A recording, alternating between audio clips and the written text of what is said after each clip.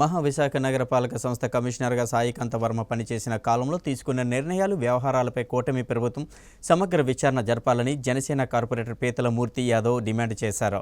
బుధవారం విశాఖ అసిల్మెట్ట దరి ఓ ప్రైవేటు హోటల్లో ఏర్పాటు చేసిన మీడియా సమావేశంలో ఆయన మాట్లాడారు. రాష్ట్రంలో వైసీపీ ప్రభుత్వం ఘోర ఓటమి చెందిన తర్వాత కూడా వైసీపీ నేతలు చెప్పిన పనులు, ఫైళ్లను అధిక ప్రాధాన్యతనిచ్చి సాయికాంత వర్మ అనుమతులు మంజూరు చేశారని ఆరోపించారు. వివిధ కార్పొరేటివ్ సంస్థలకు లేఅవుట్ అనుమతులు మంజూరు చేయడంతో పాటు ప్రభుత్వ భూమి ఆక్రమించి చేస్తున్న నిర్మాణానికి సాయికాంత వర్మ డీమ్డ్ అప్రూవల్ ఇచ్చారంటే ఎంత బరి తెగించారో అర్థం చేసుకోవచ్చని అన్నారు.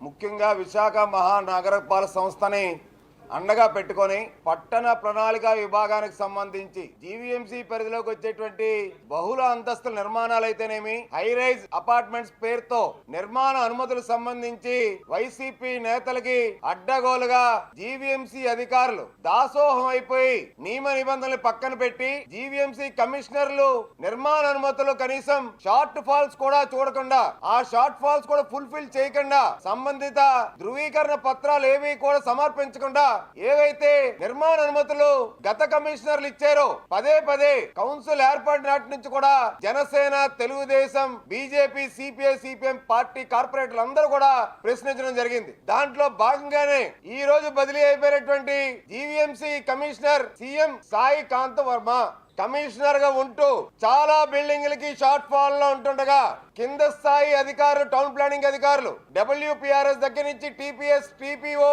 ఏసీపీ, డీసీపీ, సిసిపి దగ్గర వరకు కూడా షార్ట్ ఫాల్స్ ఉన్నాయని చెప్పి రాసినప్పటికీ కూడా ఆయన లాగిన్ లో పెట్టుకొని డీమ్డ్ అప్రూవల్ చేశారు. చాలా ఫైల్స్ చేసేశారు. ఇవన్నీ కూడా ఈ గడిచిన 2-3 నెలల్లోనే జీవీఎంసీకి సంబంధించినటువంటి డాక్యుమెంట్స్ అన్ని కూడా చెల్లించారా? ఈ ప్రైవేట్ భూములైనా కోర్టు లిటిగేషన్ లో ఉన్నాయా లేవా? సంబంధిత పత్రాలన్నీ సమర్పించారా లేదా? టౌన్ సర్వే రికార్డ్స్ సమర్పించారా లేదా?